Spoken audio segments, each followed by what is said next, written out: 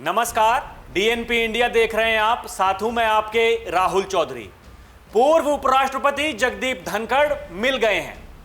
पता चल गया है कि वो कहां हैं। जगदीप धनखड़ को लेकर पता चला है कि वो कहीं लापता नहीं हुए हैं, बल्कि अपने आधिकारिक बंगले में ही निजी दिनचर्या में मस्त हैं। 21 जुलाई को जब से धनखड़ ने उपराष्ट्रपति पद से इस्तीफा दिया है, वो सार्वजनिक रूप से सामने नहीं आए हैं। इसी को लेकर विपक्षी नेता तरह तरह की आशंकाएं जता रहे थे। यहां तक कि उन्हें नजरबंद किए जाने तक के भी आरोप लग चुके हैं। लेकिन अब एक मीडिया रिपोर्ट में दावा किया गया है कि धनखड़ कहीं लापता नहीं हुए हैं, बल्कि पूरी तरह से अपने परिवार के साथ सामान्य जीवन बिता रहे हैं और नया सरकारी आवास मिलने का इंतजार कर रहे हैं। मीडिया रिपोर्ट के मुताबिक पूर्व उपराष्ट्रपति जगदीप धनखड़ आजकल ओटीटी पर अपना मनपसंद शो देखने के साथ ही योगा करने और टेबल टेनिस खेलने में व्यस्त हैं।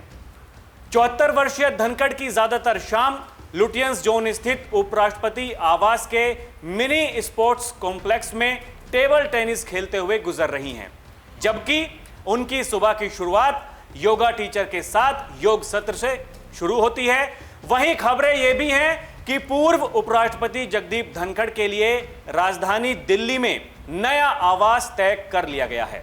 उनके लिए एपीजे अब्दुल कलाम रोड पर स्थित टाइप 8 श्रेणी का 34 नंबर सरकारी बंगला खाली करवा लिया गया है। यह बंगला जल्द ही धनखड़ को अलॉट किया जाएगा। अगर धनखड़ को यह आवास पसंद नहीं आता है तो मंत्रालय उनके लिए कोई और विकल्प उपलब्ध करा सकता है। नियमों के मुताबिक पूर्व राष्ट्रपति, पूर्व उपराष्ट्रपति और पूर्व प्रधानमंत्री को लुटियंस जोन में टाइप 8 श्रेणी का सरकारी आवास दिया जाता है।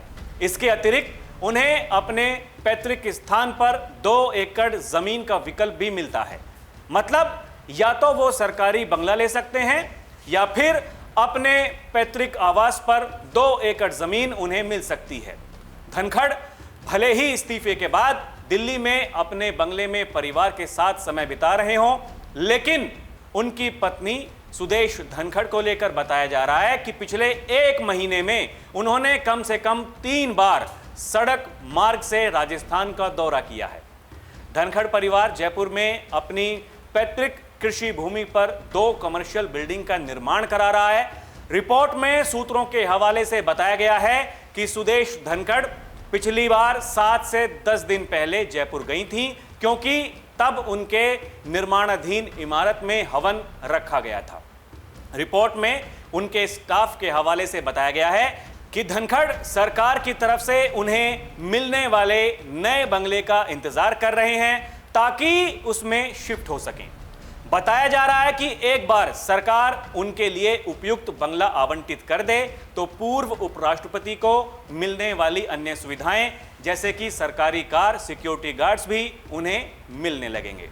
वहीं सोमवार को देश के गृह मंत्री अमित शाह ने एक इंटरव्यू के दौरान जगदीप धनखड़ को लेकर कहा था कि इस मामले पर बात का बतंगड़ नहीं बनाया जाना चाहिए। उन्होंने धनखड़ के कार्यकाल की सराहना की और कहा कि उन्होंने निजी स्वास्थ्य कारणों से इस्तीफा दिया है। शाह ने कहा था कि किसी को इससे बहुत ज़्यादा खींचने और उसमें से कुछ खोजने की कोशिश नहीं करनी चाहिए। उन्होंने ऐसा इसलिए कहा क्योंकि विपक्ष लगातार धनखड़ को लेकर एक नैरेटिव सेट करने में लगा था। पिछले हफ्ते लोकसभा में नेता विपक्ष राहुल गांधी ने एक्स पोस्ट पर लिखा था कि भारत के पूर्व उपराष्ट्रपति छिप क्यों रहे हैं, ऐसी क्या परिस्थिति हुई है कि वे बाहर नहीं आ सकते और एक भी शब्द नहीं बोल सकते। सोचिए कि हम कैसे समय में रह रहे हैं। उनके अलावा राज्यसभा सांसद और वरिष्ठ अधिवक्ता कपिल सिब्बल ने सोशल मीडिया के जरिए सीधे केंद्रीय गृह मंत्री अमित शाह से सवाल करते हुए पूछा कि क्या धनखड़ अस्पताल में भर्ती हैं या योग अभ्यास कर रहे हैं। सिब्बल ने मजाकिया अंदाज में लिखा, लापता धनखड़, अमित शाह जी, मुझे मालूम है कि आप असत्य से दूर रहते हैं, हमें इतना तो बता दीजिए कि धनखड़ जी हॉस्पिटल में हैं, योग कर रहे हैं या फिर टेबल टेनिस खेल रहे हैं। वहीं अमित शाह के बयान के बाद कांग्रेस के वरिष्ठ नेता जयराम रमेश ने एक्स पर लिखा, आज गृह मंत्री ने इस बारे में कुछ कहा, लेकिन इससे रहस्य और गहरा गया है। कोई नहीं जानता कि किसानों के समर्थक रहे ऊर्जावान और बेबाक जगदीप धनखड़ पिछले 1 महीने से ज्यादा समय से पूरी तरह गुमनाम क्यों हैं। तो विपक्ष के नेता लगातार ये माहौल बना रहे थे कि धनखड़ का कुछ पता नहीं चल रहा है, उन्हें नजरबंद कर दिया गया है। ये सब केंद्र सरकार और बीजेपी पार्टी करवा रही है। लेकिन अब सच्चाई सामने आ गई है और सब कुछ पता चल गया है। अब इंतजार है तो जगदीप धनखड़ जी का कि जब वो अपना बयान जारी करेंगे तो क्या कहेंगे, उसका रहेगा इंतजार। अभी के लिए इतना ही। आप देखते रहें डीएनपी इंडिया, हर खबर भरोसे के साथ। नमस्कार, जय हिंद।